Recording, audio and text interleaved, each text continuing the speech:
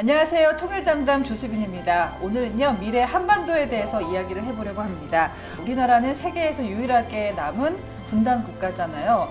유일하게 롤모델로 삼을 만한 나라가 독일인데요. 독일도 통일한 지가 벌써 30년이 넘어가고 있습니다.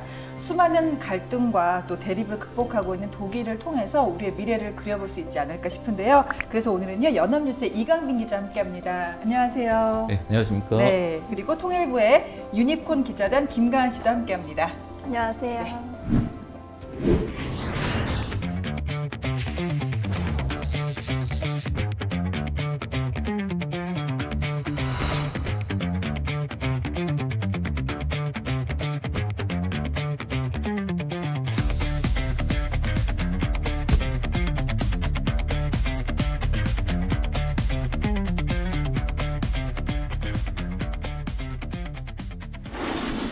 독일 통일이라고 제가 들었어요. 네. 독일에서 특파원 생활도 오래 하셨고 한독 통일 자문위원이시라고요. 네. 예, 어떤 일들을 하셨나요? 독일에는 2017년 8월에 특파원으로 나가게 됐습니다. 베를린에서 특파원 생활을 했는데요. 베를린에 가자마자 독일 총선이 있었는데요. 독일 총선을 취재하다 보니까 독일은 이제 연립정부를 보통 구성합니다. 제1당이 50% 과반을 넘지 못하는 경우가 많기 때문에 네. 다른 정당과 연립정부를 구성하는데 다른 정치 세력 간의 연립정부 협상이 5, 6개월이 걸리는 겁니다. 근데 그 과정에서 치열한 대립과 충돌이 벌어지긴 하지만 결국은 그 막 파국으로 갈 것 같은 협상은 결국에는 이루어지게 되더라고요. 그러면서 200페이지 가까운 연정 협약서라는 것을 작성을 하더라고요. 내가 오라, 내가 다 가져야 돼 이게 아니라 서로를 존중해 주면서 그래, 이거는 너의 정책을 따를게 하면서 양보도 하고.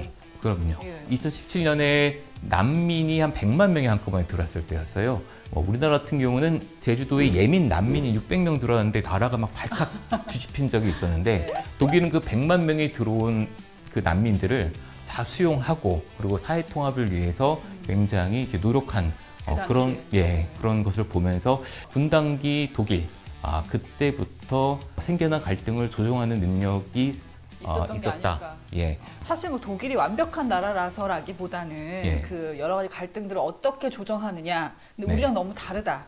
여기서 시작이 된 거네요. 그 책과 그 활동들이. 그렇죠? 예, 그렇습니다. 유니콘 기자단이 보시기에 선배 기자님 굉장히 신뢰감을 가지 않습니까? 네. 네. 우리나라가 굉장히 갈등이 많잖아요. 네. 좀 답답할 때도 있죠, 젊은 세대로서.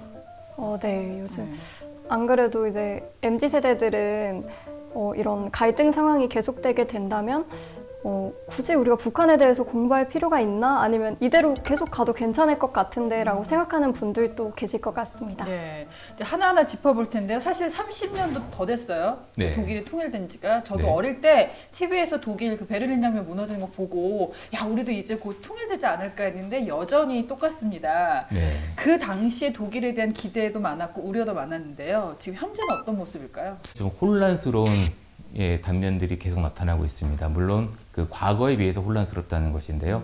현재 독일 정치를 보면은 올해 2월에 총선이 있었고요.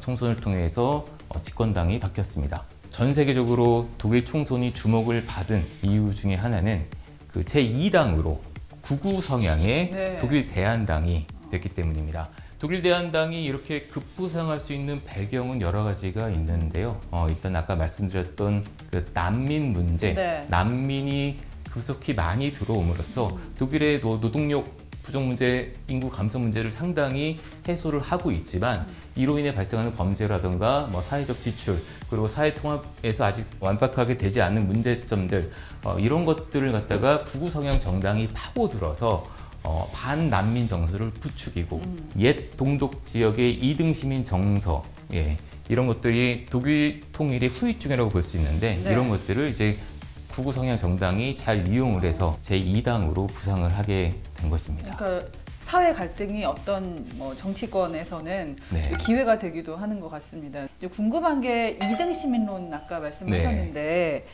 동서독 갈등을 얘기할 때 2등 시민, 동독 출신들을 가리키는 말인가요? 결국에는 1등 시민은 옛 서독 지역에 사는 주민들이고 옛 동독 지역에 사는 주민들은 우리는 2등 시민이다 라고 자조 섞인 말을 하는 것입니다. 독일 통일이 된 지 35년 정도가 됐는데 아직 동서독 경제적 격차가 어느 정도 조금은 있고요. 네. 예, 그리고 결정적으로 사회적 권력, 그러니까 정치적 권력 부분에서 독일 출신 엘리트들이 사회적 권력을 잡고 있는 경우가 적다. 30년이면 거의 한 세대가 다 지나가고 있는 네. 거잖아요. 그러면 거의 많이 좁혀졌지 않았을까 싶었는데 여전히 남아있군요.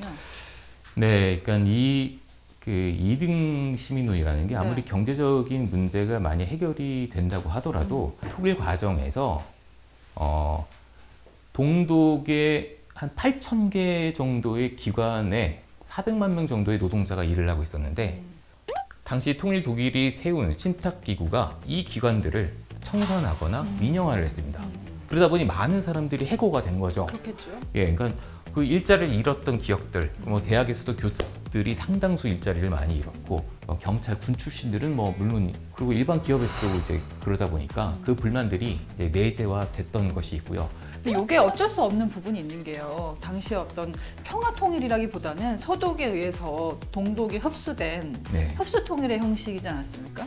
독일 내에서는 흡수 통일이라고 얘기는 하지는 않습니다. 아, 그래요? 예, 그러니까 우리나라 입장에서 봤을 때는 경제적, 정치적으로 그때 뭐 외교적으로도 그렇고 서독이 동독을 흡수한 것으로 이제 알고 있고 전 세계적으로도 사실은 이렇게 알고 있지만 동독 주민들의 불만이 커져가고 이런 것들을 해결해야 되겠다라는 생각이 뒤늦게 서독이 동독을 흡수한 게 아니라 동독에 있는 주민들이 원해서. 민주화 혁명을 통해서 원해서. 이를 계기로 통일이 이루어진 것이다.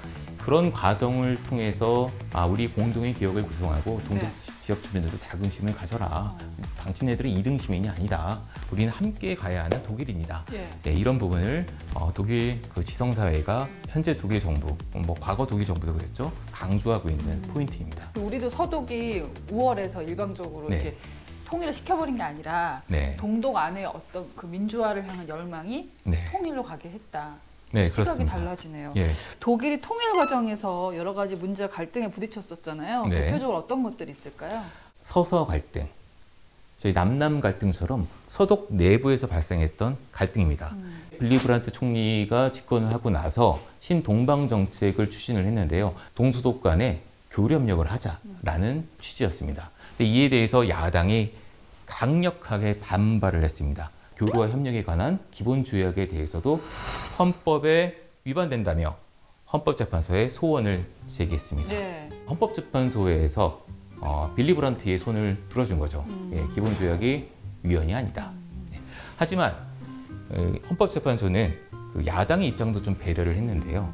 서독 정부가 동서독 교류를 할 때 동독의 인권도 신경을 써라. 인권. 왜냐하면 우리 헌법에는 동독도 우리 영토고 동독 주민들은 우리 주민이다. 우리도 헌법에는 그렇게 되어 예. 있잖아요. 뭐 헌법재판소의 판결로 이게 모든 게 뭐 갈등이 해결됐다 이렇게 보기는 어려운 게 왜냐하면 이 과정에서 선거가 있었는데 긴장 완화를 통해서 평화를 얻고 그리고 심리적 안정을 얻고 동독으로 여행도 갈 수 있고 그렇죠. 예. 네. 브란트의 손을 또 들어줬습니다.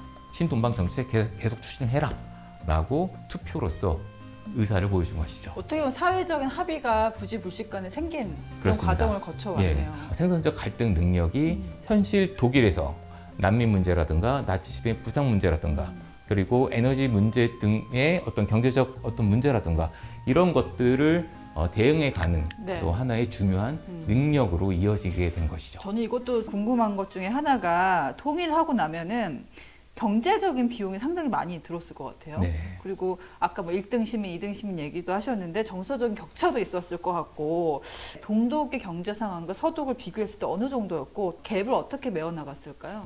분단기 그리고 이제 통일이 이제 이루어질 당시에 1990년 그 즈음에 동독의 1인당 국민 총생산이 서독에 비해서 한 30% 정도밖에 안 됐을 겁니다. 예. 그런데 최근 제가 몇 년간 이렇게 자료를 보면 이제 80% 정도 수준까지 올라왔고요. 많이 올라왔네요. 예. 연봉은 거의 90% 가까이 올라와 있을 그래요? 겁니다. 예. 그만큼 동서독의 경제적 격차는 굉장히 줄어 있는 상태고, 뭐 그냥 보통 선진국들 보더라도 지역 간의 격차가 상당히 벌어지는 경우가 있거든요. 그런 거 감안하면은 동서독의 현재 경제적 격차는 정말 별게 많이 아니다 극복됐다. 라고 볼 수도 있습니다. 하지만 독일 통일의 날에 통일백서라는 것을 발간을 합니다. 이 통일백서에는 아까 말씀하셨던 그런 경제적 격차에 대해서 이렇게 좀 기술이 돼 있는데요. 그러면서 우리는 여전히 과제가 많다. 앞으로 더욱더 동독 지역의 재건을 위해서 노력해야 된다라고 다짐을 합니다. 언론에도 그런 식의 논조로 기사가 나오죠. 혹시 그게 서도 국민들이 좀 네. 뭐 세금을 많이 냈다든지 네. 어떤 경제적인 희생을 통해서 이루어진 그런 성과는 아닌가요? 네, 그런 어떻게 보세요? 점도 있습니다. 예. 그러니까 독일이 통일이 된 이후에 통일연대세라는 세금을 걷었는데요. 여기에 대해서는 조세 저항도 물론 있었죠. 하지만 독일 사회 전체적으로 당연히 우리는 한 민족이고 한 국가이고 같이 살아가는 공동체다. 함께 살아가는 사람들을 위해서 우리가 더 지출을 할 수가 있다라는 사회적 컨센서스가 형성이 된 것이었죠. 근데 듣다 보니까 만약에 우리 대한민국 남한과 북한이 통일된다면 어떤 일을 겪게 될까 알 것 같기도 하고 또 네. 차이도 있을 것 네. 같습니다. 독일의 통일을 통해서 본 한반도의 미래 이야기 다음 주에 이어지겠습니다. 저희는 다음 시간에 또 만날게요. 통일 담당.